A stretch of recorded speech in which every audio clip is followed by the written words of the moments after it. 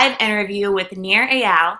Nir is the author of two best-selling books, Hooked, How to Build Habit-Forming Products, and his newest book, Indistractable, How to Control Your Attention and Choose Your Life. And he's the expert on behavior design and habit formation. I'm really excited he's joining us today, as I know he has a wealth of invaluable information to share with us. And at the end of the interview, there's going to be a chance to ask Nir questions. So if anything comes up in your mind, be sure to add them to the chat feature so we can address those at the end. Okay, I'm so excited. Let's get started. Hi, Nir. How are you doing today? I'm doing great. Thanks so much for having me. How are you? Absolutely great. Thank you so much for joining us. So let's Sure just thing. let's dive into what you do. For anyone who may not be familiar with your work, could you let the audience know a bit more about what you do and why? Sure. So I'm what you call a behavioral designer. So I help companies build the kind of products and services that build healthy habits into people's lives. So my first book came out of a class that I taught at the Stanford Graduate School of Business and then later at the Stanford Design School, which was the book title was called Hooked: How to Build Habit Forming Products. And it was used by all kinds of different industries to change habits for good. And the archetype was the big tech companies, right? The idea was, what if we could steal the secrets that make products like Facebook and Instagram and WhatsApp and Slack and Snapchat so sticky and use those same psychological principles to help people build healthy habits in their life so that they could learn a new language like Duolingo does, so that they could Mhm. help form new health exercise habits like Fitbod does, so that we could get our children hooked to online education like Kahoot Mhm. does. And so these are just a few companies who have used the methodology in my book to help build healthy habits in their lives. More recently, I started to explore the other side. If Hooked was about how to build good habits, Mhm. Indistractable is about how do we break the bad habits. And so that's what I've been doing over the past 5 years writing this book. I wrote Indistractable because I found that I was struggling with distraction. I have never been a person with a lot of self Interesting. control and willpower, quite the opposite. I used to be clinically obese at one point in my life. And I've always struggled with doing things against my better judgment, Huh. which is not a new problem. No, Plato, the many people can philosopher, relate. many people feel it and have felt it throughout time. That in fact, it's not, we love to blame our devices for distracting us, but it turns out that distraction is not caused by technology. That's not the root cause of the problem. There's some other things going on that I think are absolutely critical to understand if we're ever going to overcome these distractions.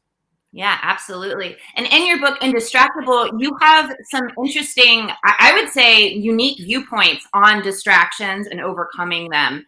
And you talk about where you identify the opposite of distractions. So Yeah. could you start there and you could dive into that a little bit more for the audience? Sure. Yeah. So when we talk about distraction, it's very important to define this term. And the best way to understand what distraction is to understand what distraction is not. So Mhm. most people, if you ask them what's the opposite of distraction, they'll say it's focus. But that's not exactly right. That the opposite of distraction is not focus. The opposite of distraction is traction. That both words come from the same Latin root, Mhm. trahare, which means to pull, and they both end in the same six letters, ACTION, that spells action.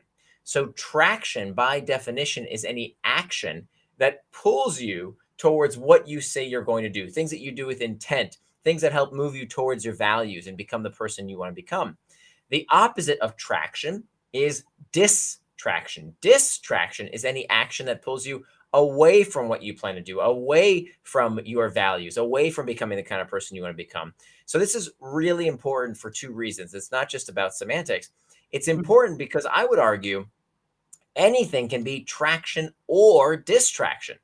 Let me give you a great example. So before I wrote this book, my daily ritual was I would sit down at my desk and I'd say, okay, nothing's going to distract me.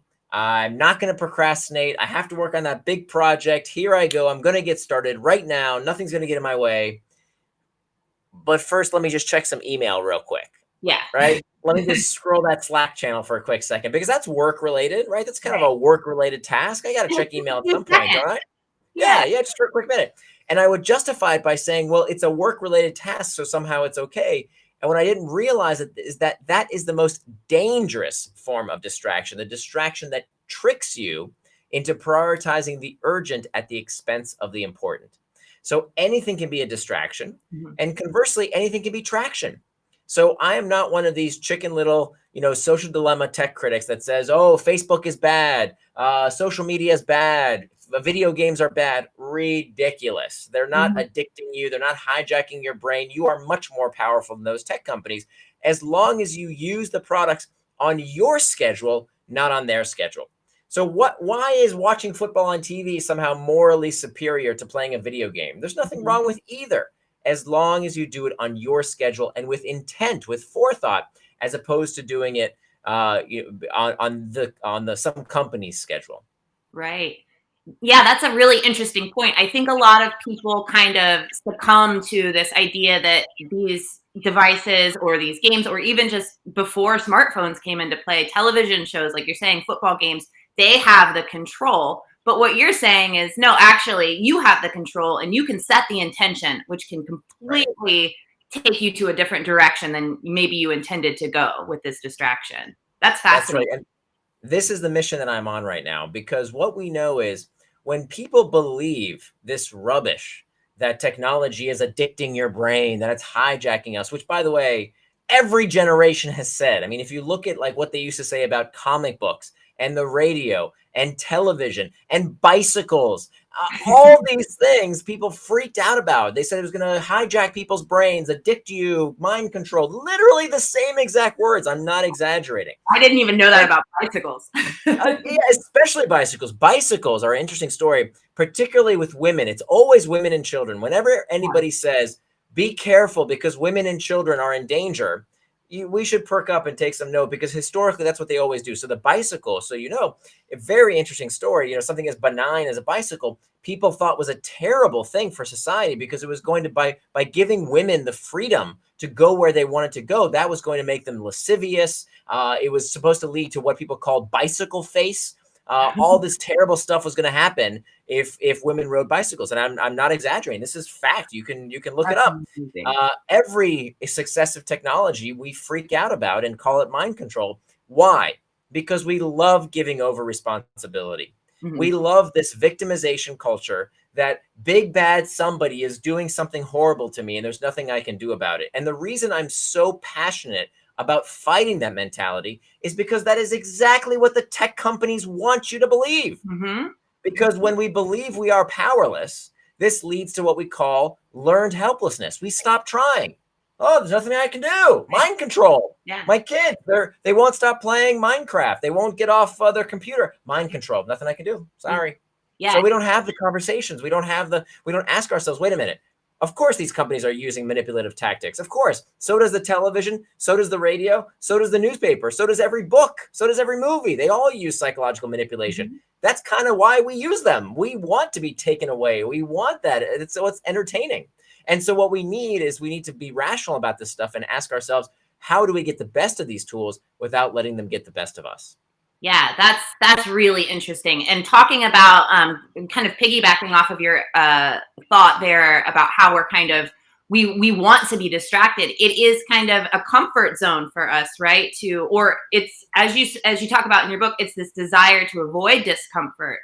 Um, so can you talk a little bit more about what we can do to even be mindful of taking Yeah. our control back and not just playing this victim mentality and letting everything just happen to us. Yeah, yeah. And it's super important to understand that this is a much bigger thing than just technology, that lots of things can distract us. But the question is, okay, why do we get distracted, right? Why is it that despite knowing what to do, why don't we just do it? Right? The problem today is not that we lack information. Who basically doesn't know how to get in shape? You have to exercise and eat right. Mhm. That's it.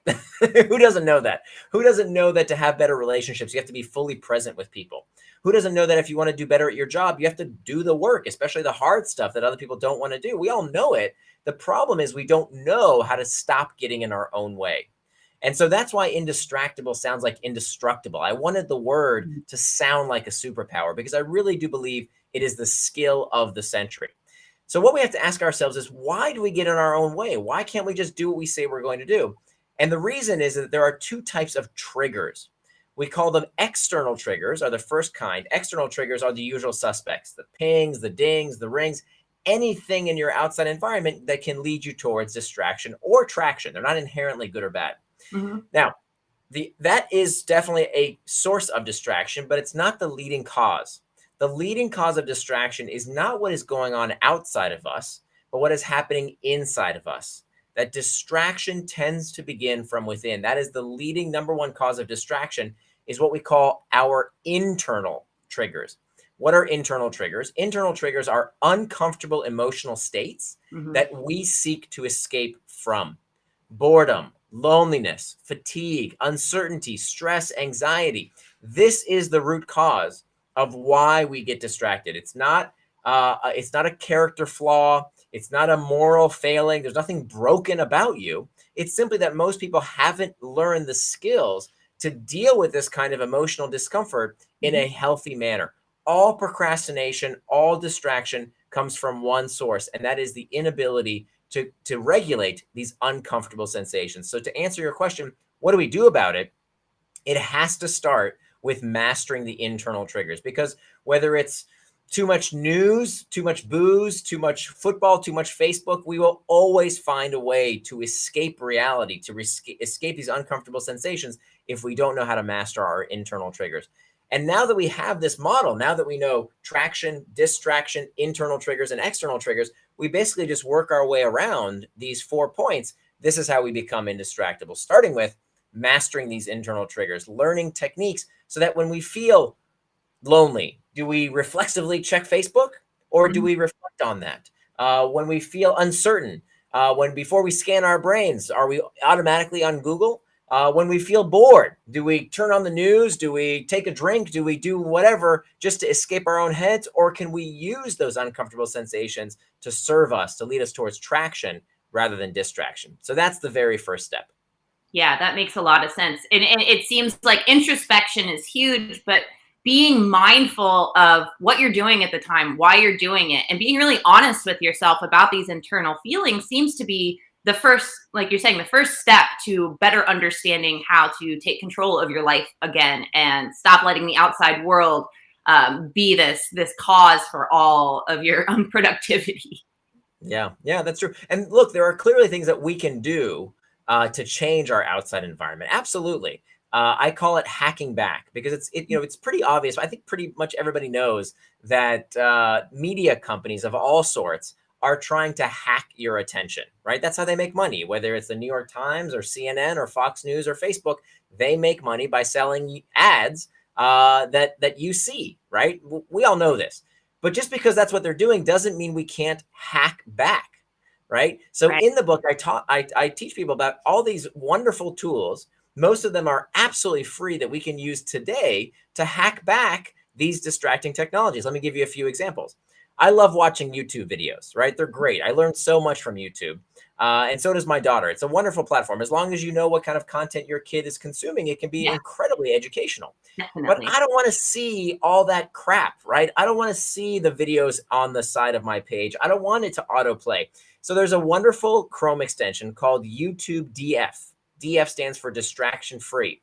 Hmm. You install it, it's totally free, doesn't cost a dime. And now you've hacked the product. You've changed it so that you only experience it the way you want. And guess what? There's nothing they can do about it, Right. You have right? control. Yeah. Of course, of course. It's almost like, did you ever see that movie Indiana Jones? I Yeah. know yeah, okay. So you remember Indiana Jones goes out and he goes into the bazaar, and there's this guy with the swords. You remember the guy with the Yeah. swords? And he's Yeah. like in all black, and he does this whole, like, very intimidating routine with the swords, and it's very scary. And then what does Indiana Jones do? What does he do? What does Indiana Jones do? He takes out his gun, bang, shoots him, right? Yeah. And that's exactly what's going on with these tech companies. That's a Oh my great God, visual. they have the algorithms and the computers and all this stuff. And what do we have to do? Turn off notifications. Yeah. Right? Like, come on. It's not that difficult. We just have to believe that we can do something about the problem and start taking action. Yeah. I'm really happy that you're talking about this, especially as you're saying, this is a time that we can really revolutionize our own focus and our own productivity and hit our goals, because so many people write into life hack or comment in any interviews or live stream fast track classes that I do. And they're like, that's what they're blaming it on. There's a law outside that's just constantly pressuring me, I have so much to do, and most of it is related to the technology. But I just, like you're saying, this is a historical problem. It's really human nature to kind of want to find these distractions, to let go of the, I would say, the responsibility, right?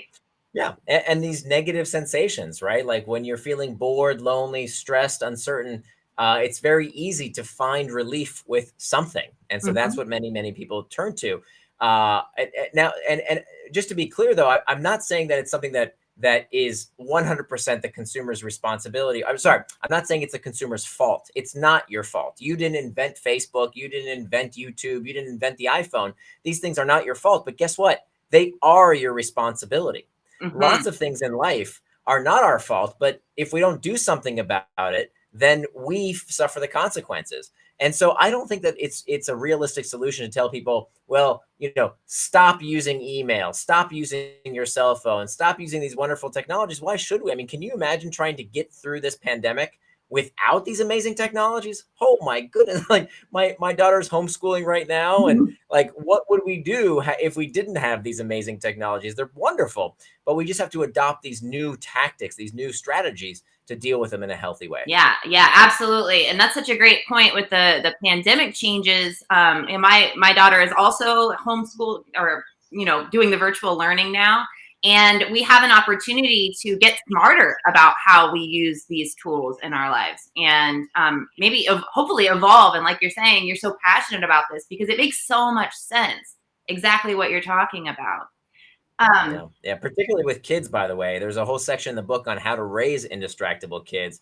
And to me, that was the most important section of the book because, look, if you think the world is distracting now, just wait a few years. It's only going to become more distracting. And so it's absolutely imperative. I really think that the world is bifurcating into two kinds of people: people who let their time and their attention and their life be controlled by others, and people who stand up and say, no, I am indistractable. I will choose how I spend my time and attention and my life.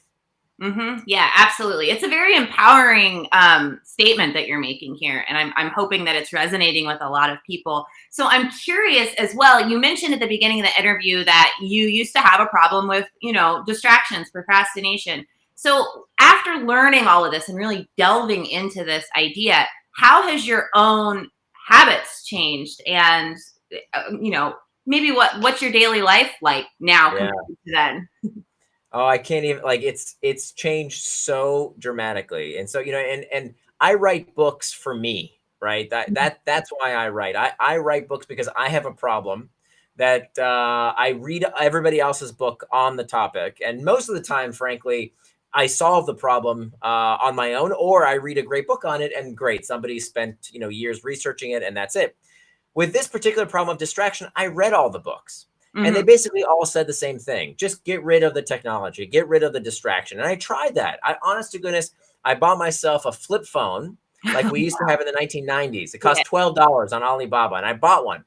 And I thought, okay, no apps, great. I'm not going to be distracted. Then I got myself a word processor, right? Like this keyboard looking thing that Wow. had no internet connection. I bought it off of eBay from some library that was trying to get rid of it. No internet connection. I thought, okay, great. I did it, right? Like digital detox, Yeah. no more technology, no more internet.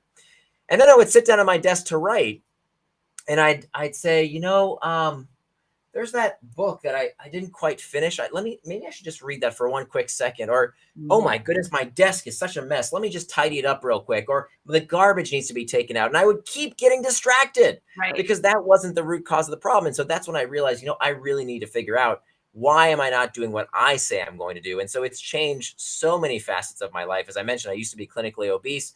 Now Mhm. at age 42, I'm in the best shape of my life. I have Yeah, like you look great. I don't know, a 4.5 pack, I guess, because I work out when I say I will. I eat what I say I will. When I spend time with my daughter, I'm fully present with her, as opposed to, what I used to do. Honey, oh, just wait 1 minute. And I was constantly sending her this explicit message that whatever I was doing on my phone was more important than she was. And my work life is better. That now, simply for the fact that when I say I'm going to work on that big project or write a blog post or whatever it might be, that's what I do. And I think one of the biggest aspects that people don't realize is the effect it has on your leisure time. Mhm. That I think very few people out there understand what time off really feels like. We know that today, believe it or not, statistically, the average American has more leisure time today. This is a pre-COVID numbers.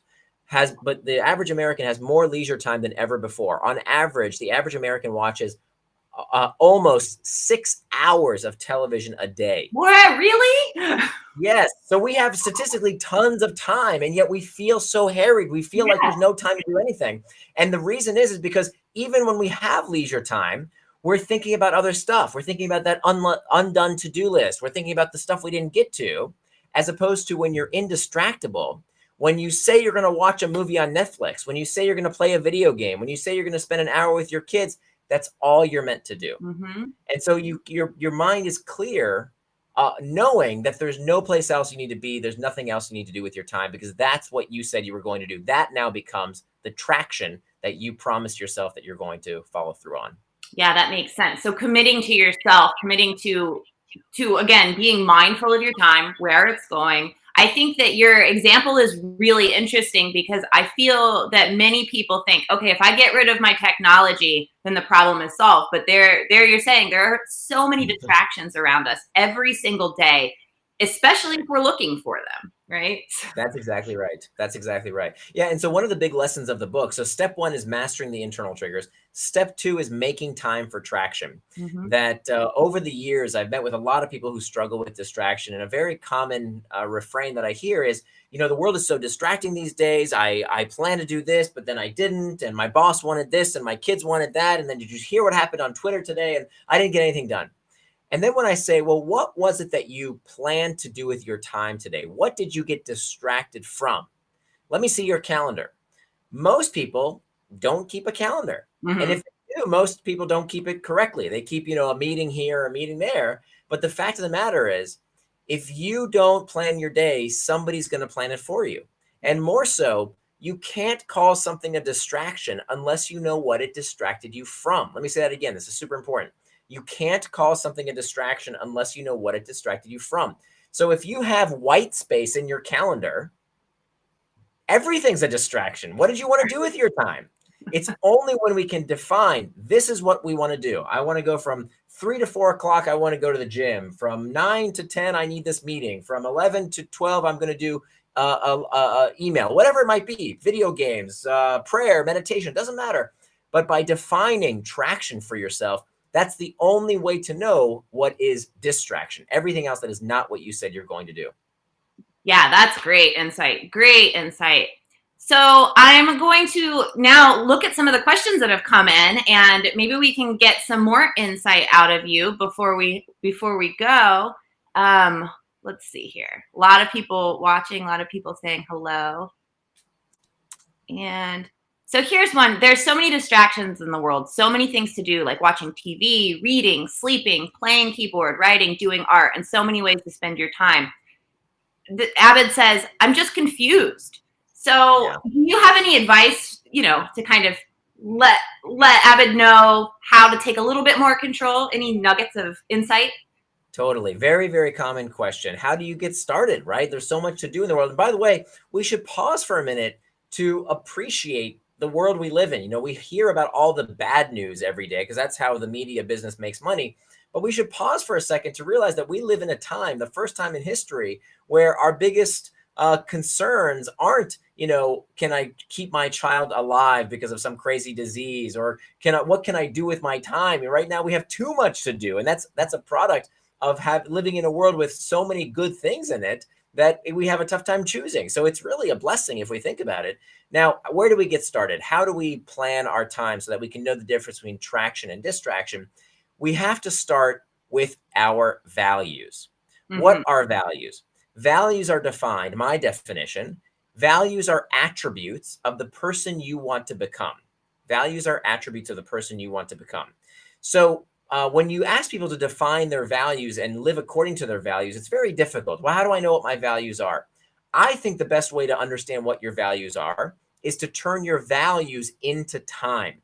If you want to see what somebody's real values are, don't ask them, right? Don't listen to what they say. Look at two things. Look at their checkbook, how they spend their money, and look at how they spend their time. Look at their calendar. So I'm not a personal finance guru. There's other people who do that, but I can help you with the time portion. How do we do this? We start with these 3 life domains. The first life domain is you. You are at the center of these 3 life domains. And what you need to ask yourself is, how would the person I want to become spend their time taking care of themselves? Mhm. And this is according to whatever your values are. It's not up to me or anybody else to tell you what your values should be. But for example, if your values are your physical health, okay, happens to be one of my values. So that means I have to schedule time in my calendar to exercise. I need time in my calendar for a bedtime, right? I would tell my daughter for years, you need to have a bedtime. But then one day she asked me, yeah, but when's your bedtime? Ugh, I was kind of being a hypocrite, right? We all, the evidence is really conclusive that sleep is very, very important for for our mental and physical health. How many of us have a bedtime and in our calendars? Very few. Yeah, that's a great So question. anything that you need to take care of yourself. And by the way, that includes the goof off time. That's fine. There's no problem with saying, I want to spend an hour playing video games. I want to spend an hour painting or meditating or taking a walk, whatever it is you want to do. Put that time in your calendar if that's how you want to take care of yourself, if that helps you live according to your values of taking care of you.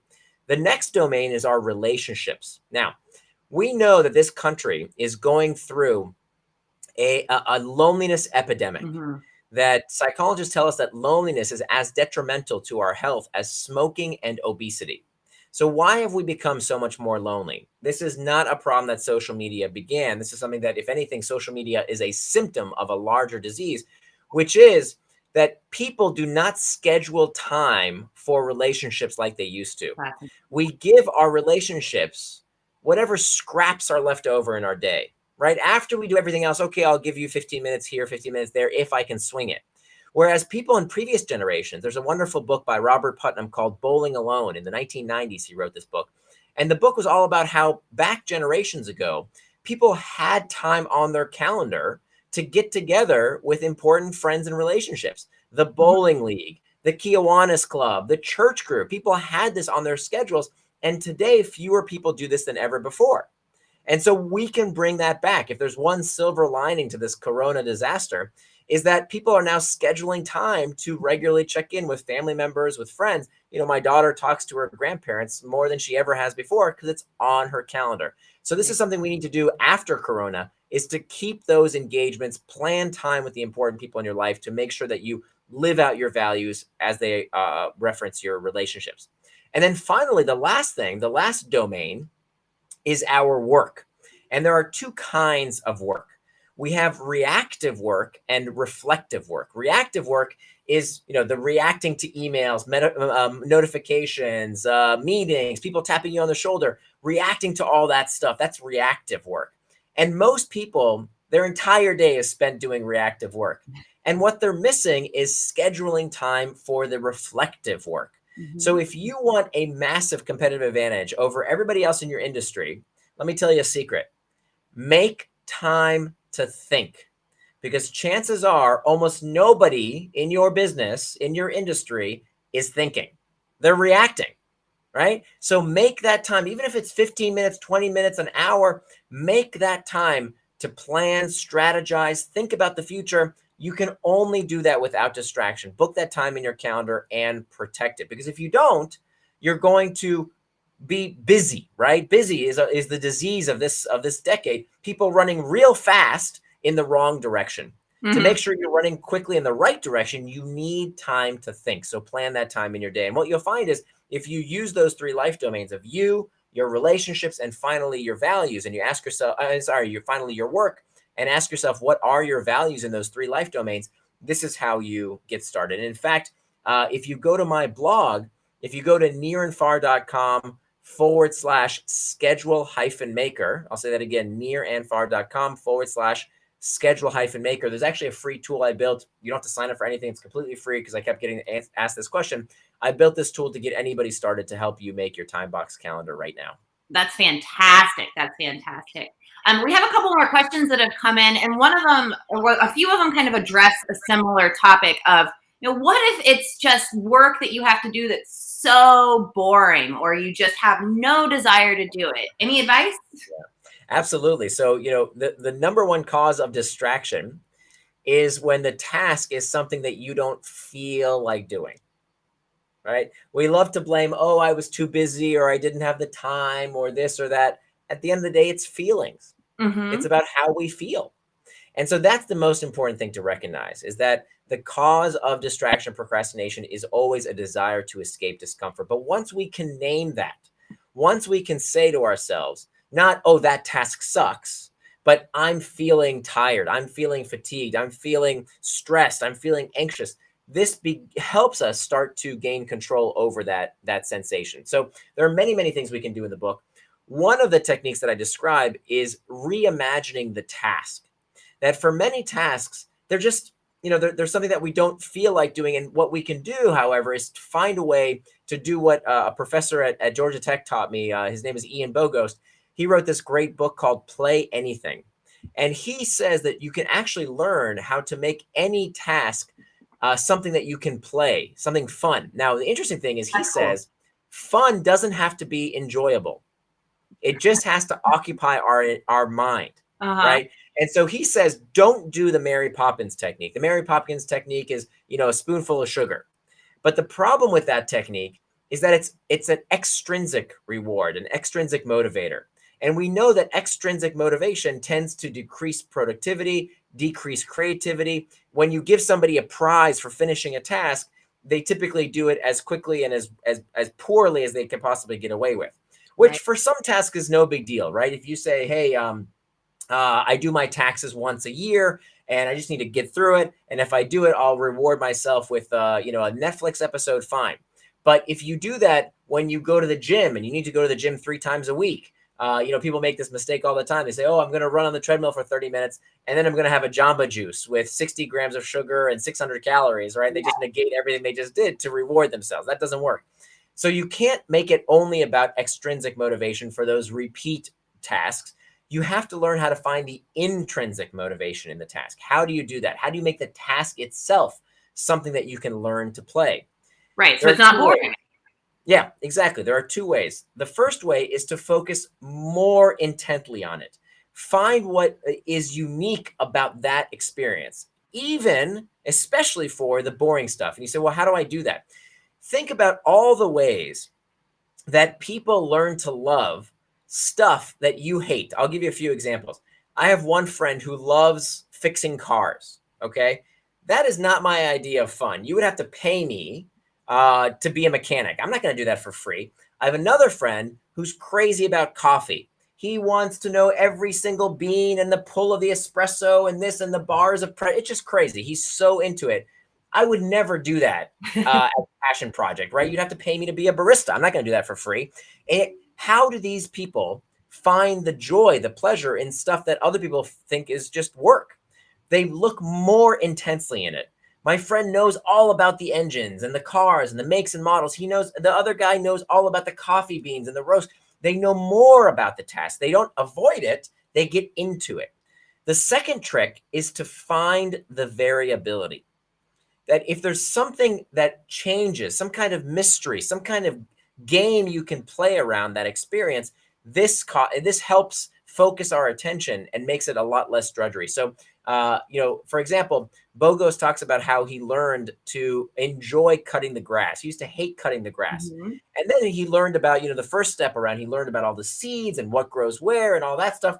And then he started inflicting all these like challenges on the experience. What would be the best route to cut the grass? And can he beat his last time? And he would find the variability to make it more enjoyable, to find a way to play that experience. Sorry, not enjoyable, but to make it more engaging, I should say. Engaging.